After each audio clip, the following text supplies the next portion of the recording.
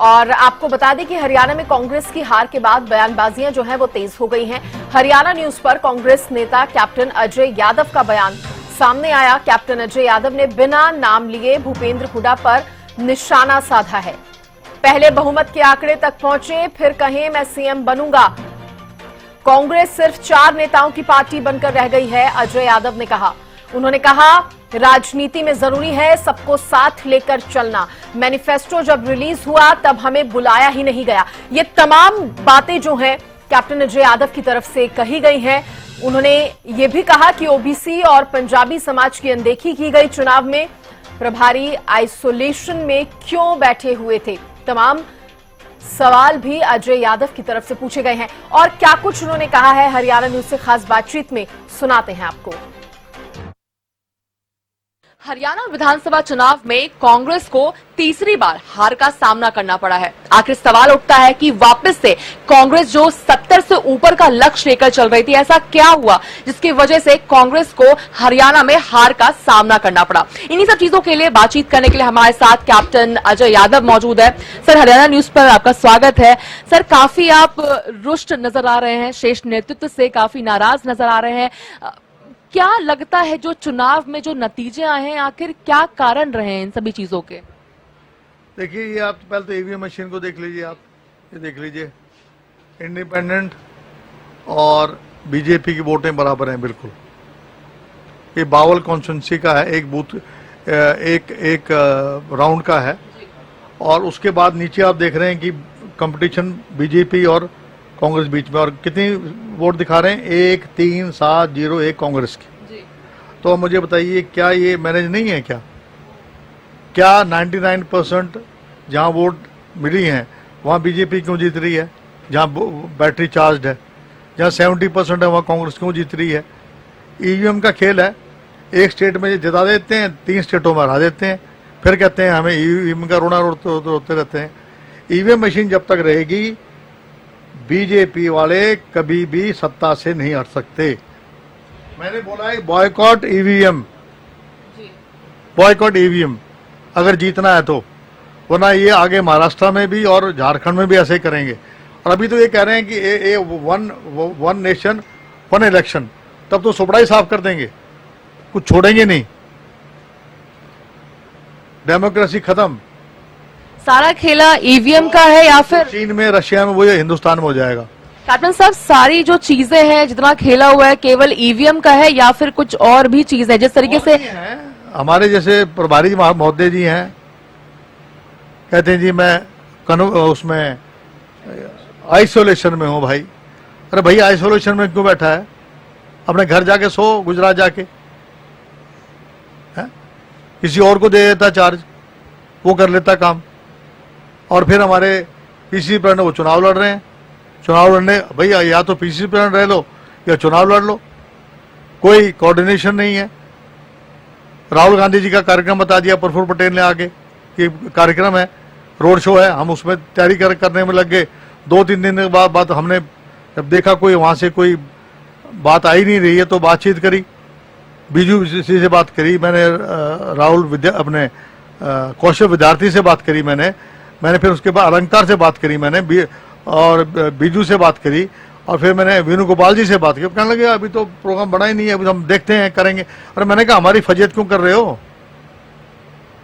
शैलजा जी का कार्यक्रम रखा, बोला मुझे चौपर नहीं मिल रहा। और हमें जो है मैनिफेस्टो का जो कमेटी जब वो रिलीज हुआ तब बुलाया भी नहीं, ना उसमें कहीं पोस्टरों में की फोटो, ना तो किसी वैश्य समाज की किसी की फोटो, ना किसी ब्राह्मण समाज की, ना किसी पंजाबी की, ना किसी ओबीसी की। केवल 4 नेताओं की फोटो हैं। 4 नेताओं की पार्टी बन के रहेगी। तो क्या आप कह रहे हैं कि कैप्टन अजय यादव की अनदेखी की गई है, तजुर्बे की अनदेखी की गई? मैं मेरी नहीं कह रहा, मैं ओबीसी समाज की कह रहा हूं। अति पिछड़ा के लोगों को भी अनदेखी हुई है। और बाकी मैंने आपको कितने गिनाए हैं समाज जिनकी जो है कोई फोटो भी नहीं लगाई, जो कई दफा विधायक एमएलए रहे हैं। तो मेरा ये कहना है कि देखिए, राजनीति में जो है ये जरूरी है कि आप सबको साथ लेके चलें। आप जिस तरीके से चल रहे हैं कि जो है जो कुछ है मैं हूं, मुख्यमंत्री के लिए आप कह रहे हैं कि मुख्यमंत्री मैं बनूंगा, कोई कहता है मुख्यमंत्री मैं बनूंगा। अरे पहले 50 का आंकड़ा तो बनाओ, आप 45 का आंकड़ा तो बनाओ, तभी तो मुख्यमंत्री बनोगे। मुख्यमंत्री को मेरे कहने से मैं कहूंगा मैं मुख्यमंत्री बन जाऊंगा क्या? इसका फैसला हाईकमान करती है। हाईकमान में जो है खड़गे जी हैं, राहुल जी हैं, सोनिया जी हैं, वो डिसाइड करते हैं। आज ऑब्जर्वर्स के साथ मीटिंग की गई है, कहा जा रहा है कि फैक्ट फाइंडिंग कमेटी भी बनाई जाएगी, तो जो आपसे सवाल किए जाएंगे तो क्या ये सभी चीजें, चाहे हम हरियाणा की नेताओं की बात करते हैं, प्रेसिडेंट की बात करते हैं, प्रभारी की, और साथ ही अगर शीर्ष नेतृत्व की भी बात करते हैं, तो क्या ये सभी चीजें आपके द्वारा रखी जाएगी? प्रभारी जी क्या कर रहे थे? आइसोलेशन में क्यों बैठे हुए थे?